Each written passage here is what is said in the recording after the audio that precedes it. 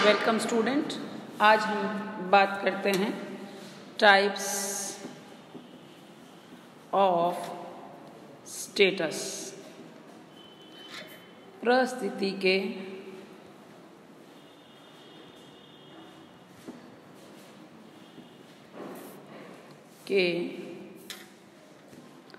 प्रकार। देखिए, जब मैं आपको मीनिंग बता रही थी तब मैंने आपको जिक्र किया था कि परिस्थिति दो प्रकार की होती है। पहली प्रदत्त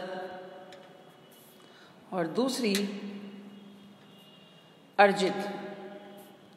अर्जित का मतलब होता है अचीव्ड। अर्जित प्रदत्त को हम एस्क्राइब्ड कहते हैं और अर्जित को हम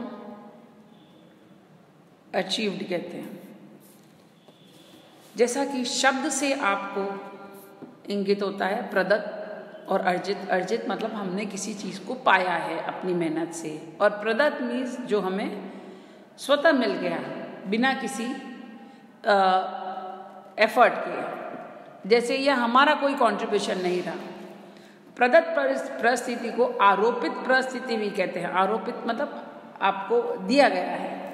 प्रदत्त परिस्थिति व्यक्ति के वे परिस्थितियां हैं जो व्यक्ति को बिना किसी प्रयत्न के, कोई बिना एफर्ट के जो है प्रयत्न किए समाज व समूह से प्राप्त होती है। ये परिस्थितियां व्यक्ति को जन्म से ही सामाजिक व्यवस्था एवं परंपरागत नियमों के अनुसार प्राप्त होती है। व्यक्ति की योग्यता या कार्य इसका निर्धारण ही, जैसे एग्जाम्पल अगर मैं दूं तो जैसे राजतंत्र होता है, किसी राजा का लड़का प्राय राजा बनता है।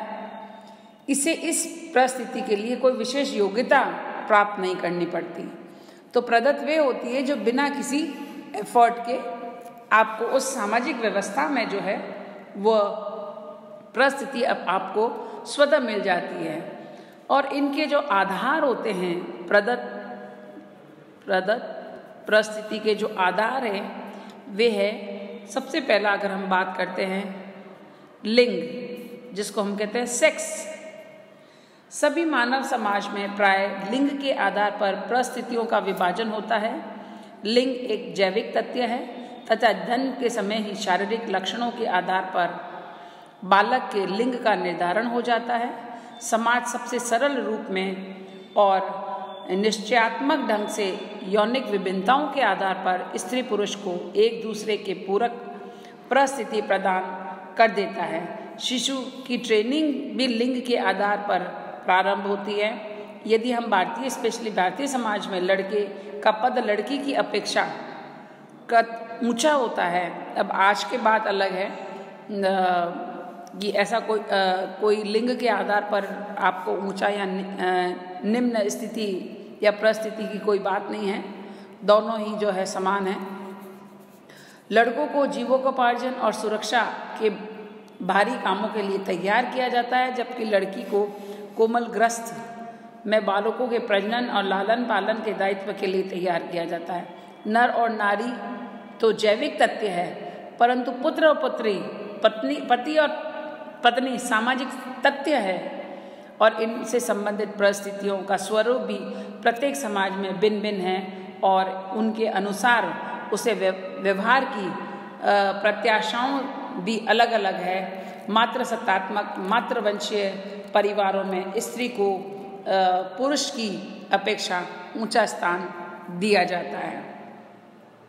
फिर हम बात करते हैं आयु, एज। लिंग की भांति आयु भी एक निश्चित और शारीरिक तथ्य है।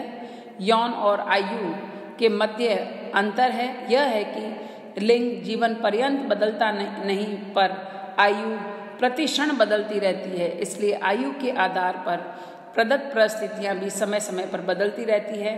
प्रत्येक समाज में जनसंख्या को आयु के आधार पर विभाजित करके उन्हें विशेष परिस्थिति प्रदान करने का चलन है। भारतीय समाज में आयु का बड़ा मान है। सफ़ेद बाल परिपक्व अनुभव का प्रतीक माने जाते हैं। प्राय आयु का विभाजन शिशुत्व, बालपन, किशोर अवस्था, यौवन, प्रौढ़ता और वृद्धता से किया जाता है। प्राचीन भारत में भारतीय समाज में आयु के आधार पर संपूर्ण जीवन को 25-25 जैसे ब्रह्मचर्य आश्रम, गृहस्थ आश्रम, वानप्रस्थ आश्रम और संन्यास आश्रम में बिताने की व्यवस्था है। प्रत्येक आश्रम के अनुसार व्यक्ति की पृथक परिस्थितियाँ और उसके दायित्व भी होते हैं। समाज में अनेक निश्चय आयु के आधार पर ही किए जाते हैं, जैसे विवाह योग्य आयु, शिक्षा प्राप्ति की आयु, विभिन्न नौकरियों के लिए आयु तथा सेवानिवृत्ति की आयु आदि। इनसे समाज में आयु का महत्व प्रकट होता है। किसी समाज में किसी आयु समूह के परिस्थिति ऊंची होगी, यह वहाँ की संस्कृति द्वारा निर्धारित होता है। एग्जाम्पल अगर हम दें तो जो समाज बहुत संघर्षमय, कठोर और युद्धरत जीवन बिताते हैं, वहाँ युवा वर्ग की परिस्थिति सबसे अधिक प्रतिष्ठित मानी जाती है। इसके विपरीत जहाँ स्थायी शांतिमय और उद्यमी समाज है, वहाँ आयु का बड़ा मान होता है। एस्किमोज पहली श्रेणी के समाज में आएंगे, जहाँ वृद्ध व्यक्ति एक भार समझा जाता है और उनकी हत्या तक कर दी जाती है, जबकि दूसरी श्रेणी में भारत एक ऐसा समाज है जहाँ वृद्ध पूजनीय या पूजा के योग्य होते हैं। बालक को परिपक्व या नासमझ मानकर उनके अनेक भूलों को जो है क्षमा कर दिया जाता है। उसके बाद हम बात करते हैं स्वजनता या नातेदारी। नातेदारी भी, या जिसको हम किनशिप कहते हैं, नातेदारी का आधार भी परिवार है और परिवार एक सार्वभौमिक और समाज की मूलभूत संस्थाएं हैं। बच्चों का लालन पालन का भार सबसे पहले माता पिता पर होता है। वे कुछ परिस्थितियां बालक में अपने अनुरूप आरोपित करते हैं, जैसे गोत्र, जाति, धर्म, नागरिकता और कुछ सीमा तक वर्ग की परिस्थिति भी। वे सब परिस्थितियां व्यक्ति को अपने माता पिता के अनुरूप ही मिलता है और उनके अनुसार ही मानव शिशुओं का सामाजिकरण किया जाता है। व्यक्ति माता पिता के अनुरूप ही समाज द्वारा प्रदत्त परिस्थितियां नहीं पाता, वरन विस्तृत नातेदारी व्यवस्था द्वारा अनेक परिस्थितियां भी प्राप्त करता है, जैसे वह भाई, भतीजा, चचेरा भाई, भांजा, गोत्र, द्वेता। आपको अब आप उसके भाई हो या नहीं हो, ये आप because you are born in that particular family, तो आपका जो किससे संबंध है वो आपकी देन नहीं है, क्योंकि आप उस परिवार में आए हैं, इसलिए वो आपको प्रदत्त है, अपने आप स्वतः ही मिल गई है। फिर कुछ और है, जैसे हम कह सकते हैं, अगर स्पेशली हम भारतीय समाज की बात करते हैं तो जाति, कास्ट। भारतीय समाज में जाति स्तरीकरण का प्रमुख आधार है और जो परिस्थिति निर्धारण का महत्वपूर्ण कारक है।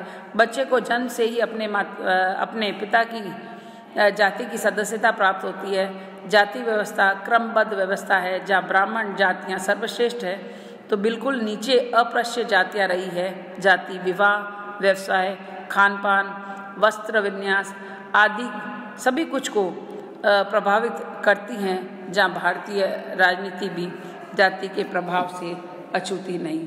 फिर हम बात करते हैं रेस, प्रजाति।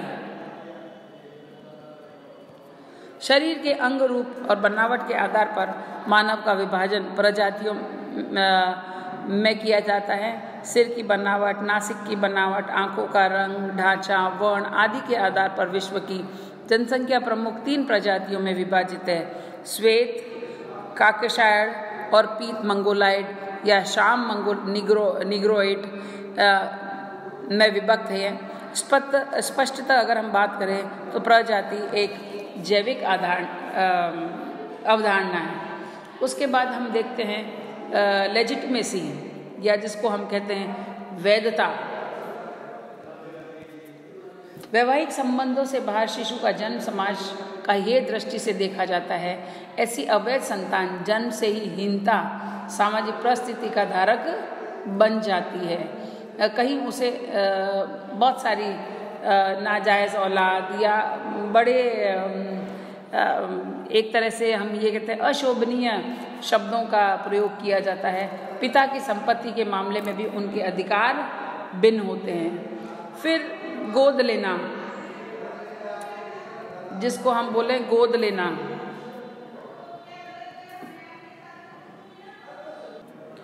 गोद लेना एक सामाजिक क्रिया द्वारा वयस्क व्यक्ति किसी अन्य बालक को विधिवत अपना पुत्र या पुत्री स्वीकार कर ग्रहण कर लेता है, इस प्राय बालक को स्वतः ही संतान की इस परिस्थिति प्राप्त हो जाती है। और हिंदुओं में यह प्रथा अधिक प्रचलित और जनरली जो है, हमने कई बार इतिहास में हमें उदाहरण देखने को मिलता है कि अगर राजा के पुत्र नहीं होता है तो वो अपने दत्तक पुत्र को जो है अपना शासन जो है सौंपता है। फिर हम बात करते हैं कुछ अन्य परिस्थितियां भी हैं कि जैसे विवाह विच्छेद, माता पिता की मृत्यु हो जाना, तो वो बच्चा अनाथ हो जाता है ना। उसमें उसकी कोई उसने ये अनाथ बालक की एक परिस्थिति है, उसने खुद ने नहीं चुनी है, उसके खुद के कोई प्रयास नहीं है, उसको स्वतः मिल गई है। विवाह विच्छेद होना या जुड़वा बच्चों का जन्म लेना, परिवार में कुल बच्चों की संख्या आदि विशिष्ट सामाजिक परिस्थितियाँ जो बच्चों की परिस्थिति निर्धारण में महत्वपूर्ण प्रभाव डालती है। जैसे हिंदुओं में पिता की मृत्यु के बाद बड़े लड़के को पगड़ी की रस्म होती है, वह परिवार का मुख्य माना जाता है। और ऐसे ही कुछ समाजों में जुड़वा बच्चे अभिशाप के सूचक होते हैं और यहाँ तक कि होते हैं कि वे मार भी डाले जाते हैं। कल हम बात करेंगे दूसरी परिस्थिति जिसको हम अर्जित परिस्थिति कहते हैं, अचीव्ड स्टेटस।